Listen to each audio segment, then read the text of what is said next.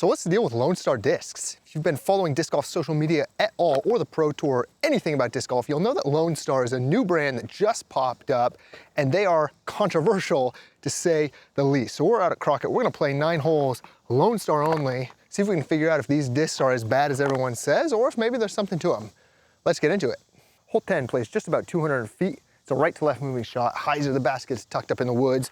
We're gonna go with this Lone Star Mad Cat, which is their overstable fairway driver. Just try and pop it up high on hyzer. See if we can't get it to crash in. Give us a good look. Oh, not a bad start. Might be pumped pretty long. Yeah, definitely a little long, but we'll see what we got. All right, push this one a little bit long, left ourselves down the hill and tucked up in the tree. We're gonna be putting Lone Star as well with the blue bonnet. Let's see what we can do. Little jumper up the hill, pretty obstructed, branch in the way, so we'll try and get maybe a nice big ante on it, see if it holds it. Oh, the disc held the angle, but it was a poor putt, to say the least. Easy tapping for a par. All right, here we go. Hole 11 plays 247. It's a left to right moving shot. The basket is tucked up just to the right of those bushes in a little tunnel, a little channel right down the gap. We have thick forest on the right, bushes on the left. We're gonna go forehand. We're gonna go with that Mad Cat again, see if we can't pump it out and high and then let it dump into the channel in the basket.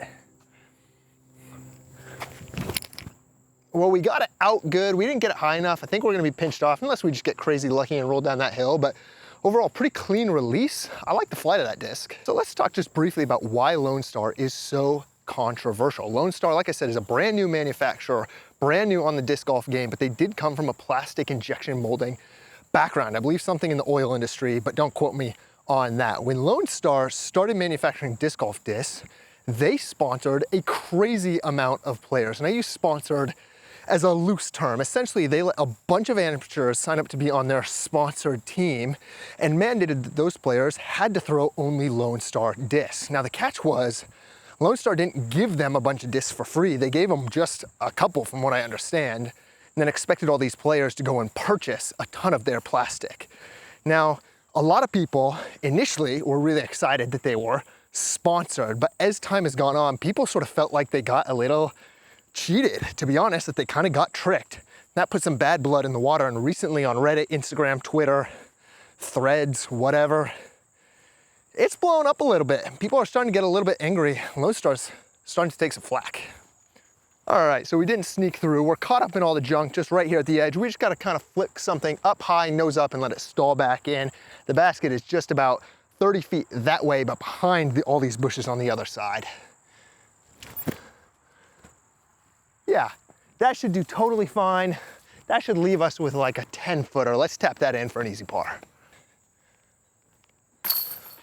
All right, good tap in for the par. So let's talk just briefly about the 3 Lone Star discs that I have and why I have them. You've seen me putting with the blue bonnet. You've also seen me throwing the Mad Cat, the overstable fairway driver. I also, though, have in the bag the Texas Ranger, which is their neutral mid-range. Numbers are 5.5, -1, 1. And all 3 of these discs I actually got from a Foundation monthly subscription box. Now, this video isn't sponsored by them. They were just kind enough to send this out to me, and I really appreciate that. So these are the 3 Lone Star discs we have. These are the only Lone Star discs I've ever touched, felt, thrown, anything of the like. So this is what we're gonna be basing our review, I use that in loose terms, but our experience or review of Lone Star off of. Here we go, hole 12, plays about 390 up the hill, over all these bushes. The basket is all the way in the back, tucked actually in between a bunch more trees and bushes up there. So we're actually gonna go with the Texas Ranger here. We're gonna try and put it out here to this gap on the right on a little bit of hyzer, hope it pops up rides, and then finishes back left. This will be an interesting test of stability for this disc, because I really don't want to turn it over into all these woods over here. That would suck. It'll also be interesting to see if we can get it uphill 300.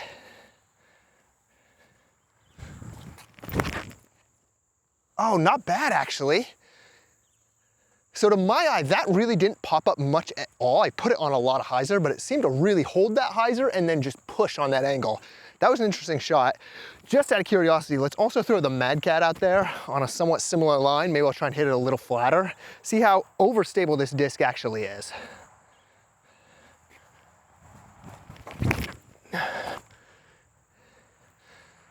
Yeah, I would say pretty overstable. Once again, not much pop-up, if any at all. Just really held that hyzer, definitely dumped out sooner than the Texas Ranger. From what I understand, that disc is something more akin to a T-Bird, or I'm sorry, a Thunderbird or a Firebird, but I'm not totally sure what the numbers are on it. All right, two actually great shots. You can see the basket in the woods right back here.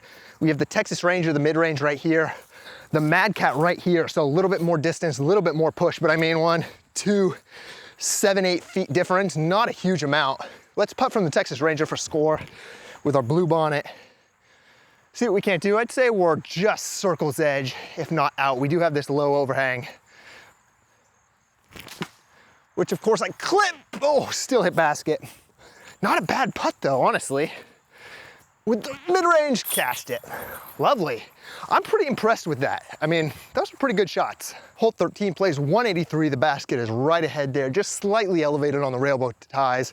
We're gonna throw the blue bonnet, throw the putter, see what kind of stability we get out of it. Just kind of hit it high, a little bit of hyzer, let it try and drift in. Fun fact, this is the only hole I've aced at this course, but it is also, I think, maybe the shortest hole on the course, so. Yeah, not bad. Oh, go in? Ooh, just short. I mean, what more do you expect from a putter shot? I will say it felt clean out of the hand. The release was good. The flight was what I hoped. I mean, yeah, we'll take that. Nice. Easy tap in for the birdie. I mean, just a couple paces out, maybe just off the bullseye.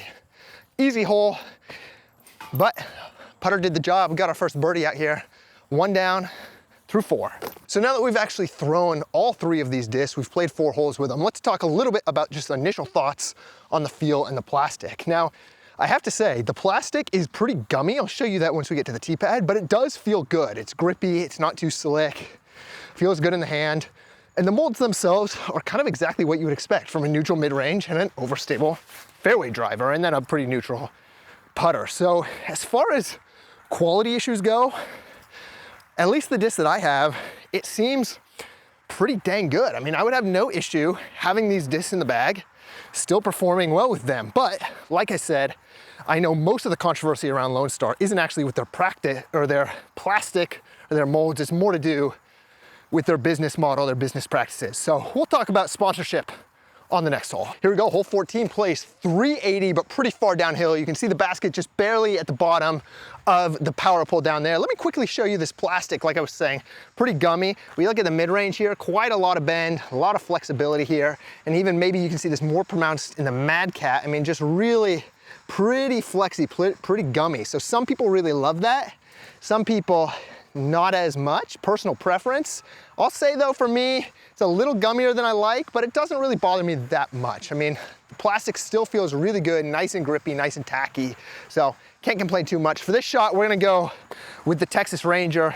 See if we can't just put it out flat, let it drift a little to the right, finish back to the left, and nestle up the bottom of the hill without getting too much of a big skip.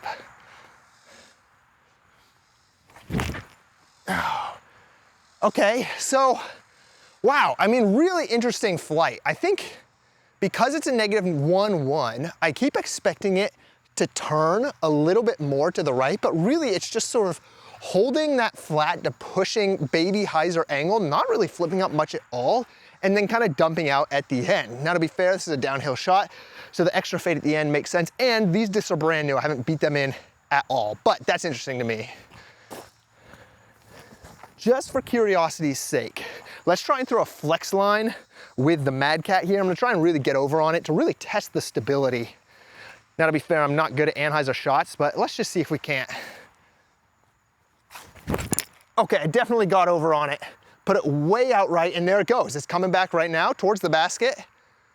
Oh, I mean, I'm pretty sure I just hit the bottom of the pole on that big flex shot. So, wow, killer shots on both those. I'm really happy with that. And you know what, while we're at it, just for fun, let's throw the putter just so we can get a full flight out of it. I'm just gonna try and hit it flat and hard, see what we can't get. Very similar flight to the Texas Ranger. Didn't really flip up at all, just kind of held the straight flat pushing to hyzer finish. Interesting, very similar to the mid-range, just in a putter form. All right, so here's our Texas Ranger. I'd say we're between 35 and 40 feet off, just left of the pin. Maybe you can see the Mad Cat is actually just, I mean, 5, 10 feet off. So that was a really great shot. This is kind of a long bid. Let's see how this putter does from longer out.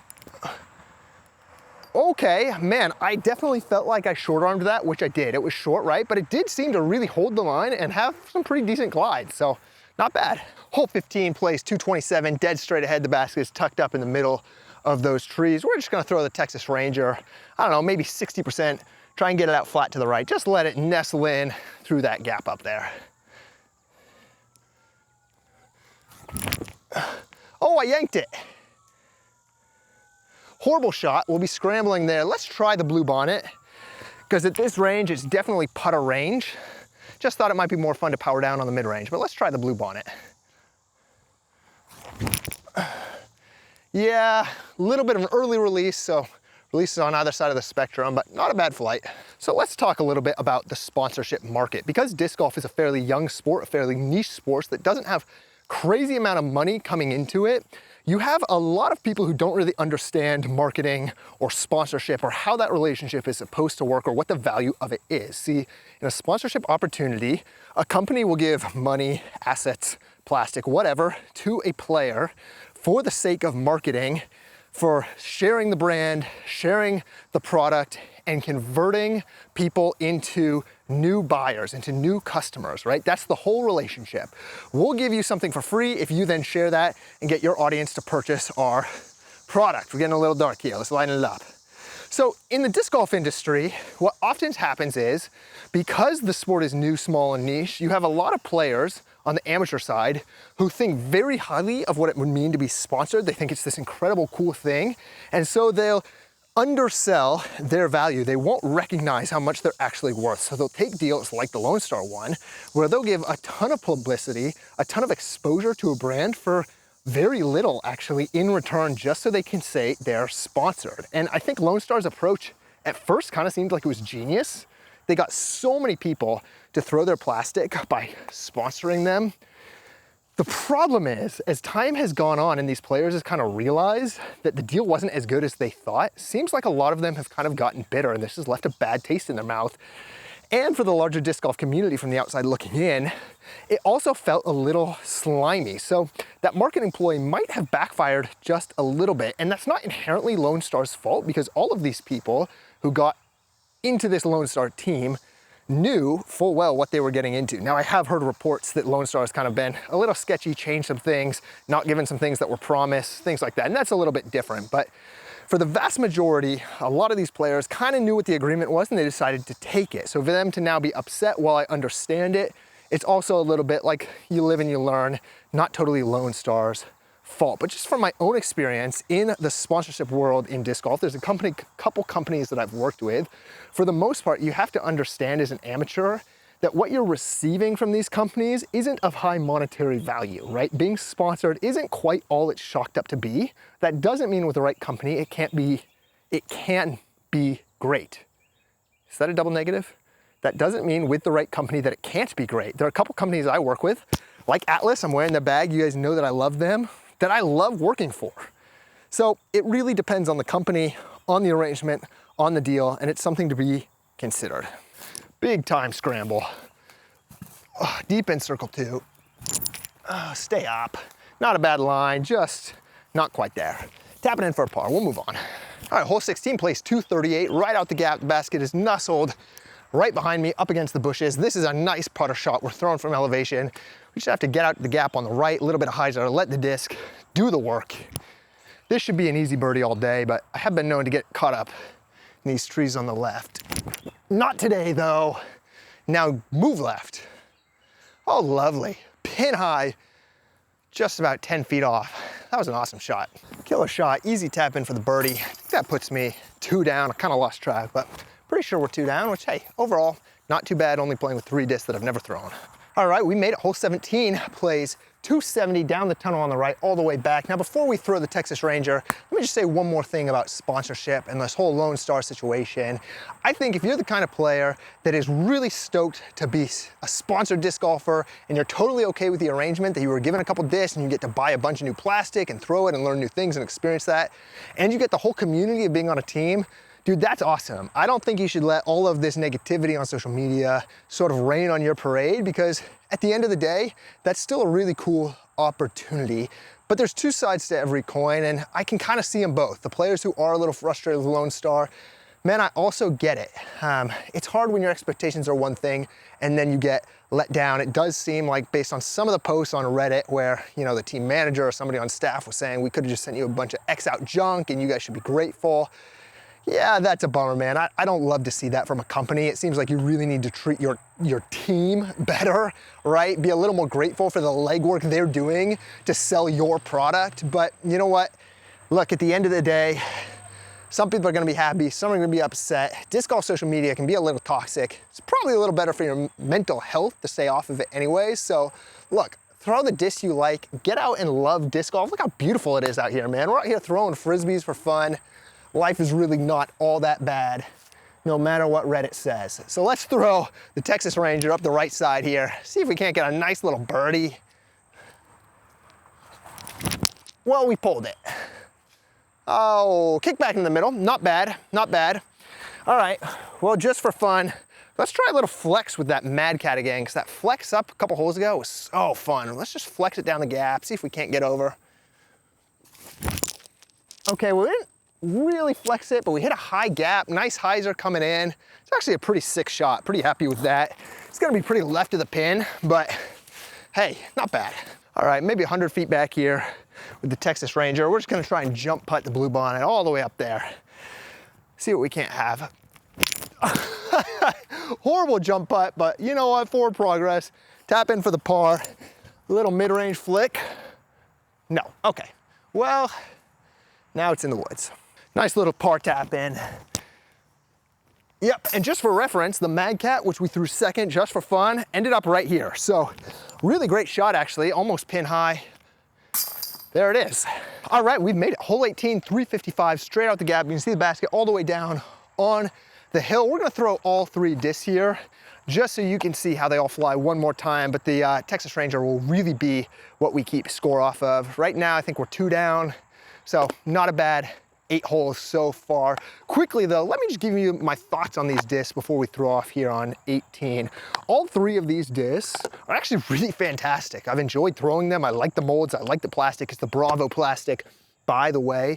And these discs fly exactly like I expected them, which is a good thing, right? They're pretty standard, straight ahead, albeit almost boring discs, which isn't a knock or a negative thing. Sometimes boring can just mean predictable. It can actually mean really, really good. I could bag all 3 of these and be comfortable and happy with them every day of the week. Now, are they gonna kick out what's currently in my bag, the Ranger for the Hex?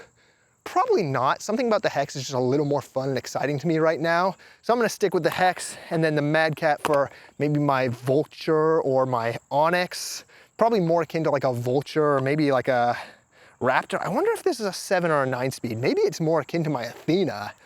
I'm not 100% sure, but you know, either way, I just tend to find those discs a little more exciting right now, but actually this disc has been my favorite of the 3. It's been the most surprising to me, and it'd be the most likely to make my bag. It's just a touch gummy for me, but the mold feels comfortable in the hand. It's got kind of nice dome, nice shape. I'm just getting great shots with it, good releases, and I can trust it to come back, but it's not so overstable that it just dumps and you don't get any distance. So really happy with these discs. I mean, they're quality, and they're exactly what you would think they are. They do what a lot of other discs on the market already do, and good for them. So hey, let's throw the Texas Ranger up first, see what we can't do here on hole 18.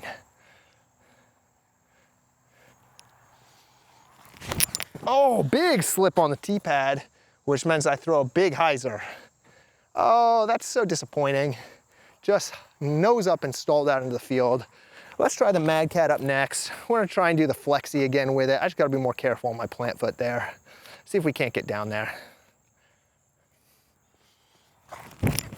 Oh, no flex. We didn't get over on it at all, but just long pushing hyzer. Okay. And finally, the putter, the blue bonnet. Let's just pump it out flat. See if we can't have 1 of 3 good shots. Yeah, there it is. It's not gonna get there. That was a pretty weak throw, but honestly, this tee pad is kind of death. Super slick, nice dust on this little carpet. That's all right though. All right, here's our Texas Ranger, about 100 feet back, really poor shot, but we did have a big slip. A little bit of a death putt, because there is a roll there, so a nice big floaty jump putt up there. Perfect, put it at 5 feet, tap it in for a par. So there you go, 9 holes, Lone Star only. We end up shooting 2 down, which is not great, but it's not bad. I do feel like though we got a really good sense of what these molds are like, what the plastic's like, how these discs fly, and whether or not they're for us, and maybe whether or not they're for you. I would be really curious to hear if you have any experience with sponsorship, Lone Star, or otherwise, if you just have opinions on that whole debacle. Let me know in your comments below. Of course, keep it civil. We did say that disc golf social media can be a little toxic earlier, so let's stay away from all that, but curious to hear your perception of it. Appreciate you guys hanging out. My name's Andrew Wood. Remember, journey is the destination. Catch you in the next one. Peace.